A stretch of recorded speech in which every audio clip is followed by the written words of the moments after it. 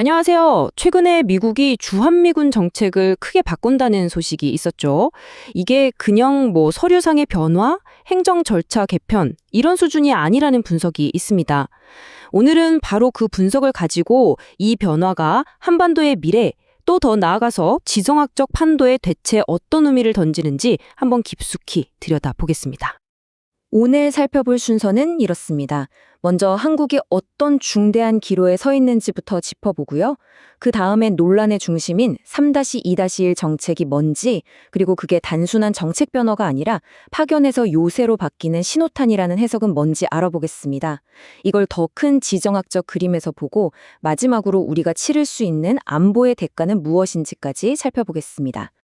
자, 오늘 우리가 들여다볼 분석은 바로 이 지점에서 시작합니다. 지금 한국이 앞으로의 수십 년을 좌우할 아주 중대한 전략적 선택의 갈림길에 서 있다는 겁니다. 바로 이 질문이 오늘 이야기의 핵심을 꿰뚫고 있습니다. 과연 한국은 미국에게 여전히 보호가 필요한 동맹일까요? 아니면 관리해야 할 전략적 자산으로 그 성격이 바뀌고 있는 걸까요? 그럼 이 모든 논의를 촉발시킨 구체적인 정책 변화, 이른바 3-2-1 정책이 도대체 뭔지부터 한번 살펴보시죠.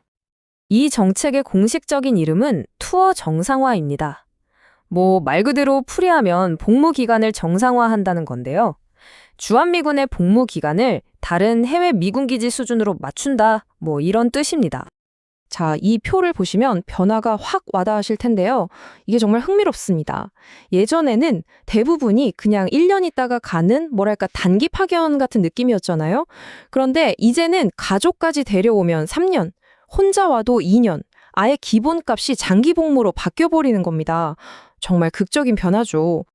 그리고 이게 무슨 먼 미래의 계획이 아닙니다. 바로 내년 2025년 10월부터 단계적으로 시행된다고 하니까요. 정말 코앞에 닥친 현실적인 문제라고 할 수 있겠죠. 그럼 이게 정말 그냥 군인들 복무기간 좀 늘리는 그런 행정적인 개편일까요? 오늘 우리가 검토하는 분석은 절대 그렇지 않다. 이건 훨씬 더 거대한 변화의 시작일 뿐이라고 주장합니다. 네, 이 분석의 핵심 주장은 바로 이겁니다. 이번 정책은 단순히 복무기간을 조정하는 게 아니라 주한미군의 성격 자체를 바꾸는, 즉 언제든 철수할 수 있는 순환 파견 군대에서 아예 뿌리 내리는 영구주둔 군대로 바꾸려는 거대 전략의 신호탄이라는 거죠. 이 개념을 더 쉽게 설명하기 위해서 분석 자료는 괌 모델이라는 아주 흥미로운 비유를 듭니다. 아시다시피 괌은 미국의 주가 아니지만 사실상 미국의 영구적인 군사 허브 역할을 하잖아요. 경제나 사회 기반 시설 전체가 미군을 중심으로 돌아가고요. 앞으로의 한국이 바로 이 괌처럼 될 수 있다는 가능성을 제기하는 겁니다. 그러니까 핵심은 이거예요. 분석에 따르면 미군들이 가족을 데려와서 학교도 보내고 집도 구하고 아예 여기서 생활터전을 잡게 되면 어떻게 될까요? 사회적으로나 경제적으로 또 정치적으로 이들을 빼내는 게 거의 불가능해진다는 겁니다. 철수 가능한 군대가 철수 불가능한 군대로 바뀐다는 거죠. 물론 이런 변화가 그냥 한반도 안에서만 일어나는 건 아니겠죠? 이 분석은 이 움직임을 미국이 그리고 있는 더 큰 그림, 바로 인도 태평양 전략과 직접 연결해서 해석합니다. 이 분석 자료가 보는 관점은 아주 명확합니다. 이건 점점 커지는 중국의 영향력을 견제하고 한국을 미국의 영향권 안에 영구적으로 묶어두기 위해 미리 판을 짜는 굉장히 전략적인 수라는 겁니다. 그리고 이 슬라이드를 보시면 그 큰 그림이 더 명확해집니다. 분석에 따르면 미국은 일종의 삼축 전략을 구상하고 있다는 건데요. 한국을 지상군의 허브로, 일본을 해군의 허브로, 그리고 괌을 공군과 미사일 방어의 허브로 삼아서 서태평양 전체를 아우르는 통합 방어 체계를 만들고 있다는 거죠. 그리고 이 분석은 최근에 있었던 몇몇 사건들을 근거로 듭니다. 예를 들어 중국 감시 부대를 다시 만든다거나 캠프 험프리스 부지 소유권 문제가 불거진 것 같은 일들이요. 이런 것들이 그냥 우연히 따로따로 일어난 게 아니라 바로 이 거대한 전략의 일부를 보여주는 퍼즐 조각들이라고 주장하는 겁니다.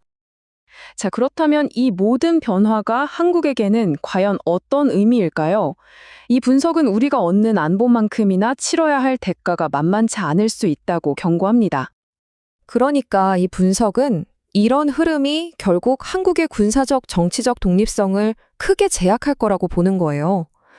예를 들어서 우리가 오랫동안 이야기해온 전시작전 통제권, 줄여서 전작권 전환 있잖아요.